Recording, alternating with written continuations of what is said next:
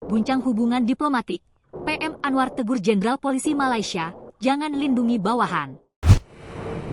Pernyataan Kepala Polisi Selangor Datuk Hussein Omar Han setempat bahwa pihak kembali menangkap satu WNI berusia 35 tahun dan ditahan untuk diadili membuat panas pemerintah Indonesia.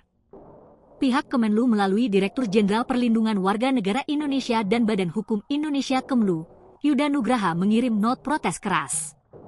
Sementara Jenderal Hussein beralasan, tersangka masuk ke Malaysia ada kaitannya dengan 5 WNI yang ditembak. Akan diserahkan ke Wakil Jaksa Penuntut Umum paling cepat minggu depan, kata Hussein. Menanggapi protes ini, PM Anwar Ibrahim menegur Jenderal Polisi Hussein agar tidak berat sebelah meski menggunakan UU Hukum Malaysia.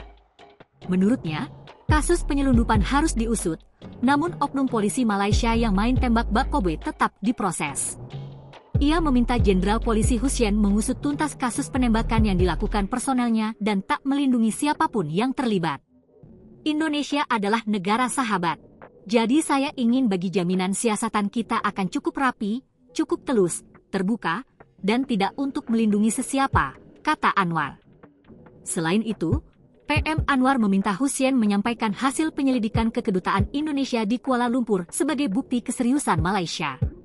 Menurut Anwar, masalah bisa menjadi guncangan diplomatik Malaysia-Indonesia sebagai negara bertetangga. Kita tidak mau hal-hal ini mengganggu hubungan baik. Tetapi negara ini mesti ikut hukum, ujar Anwar.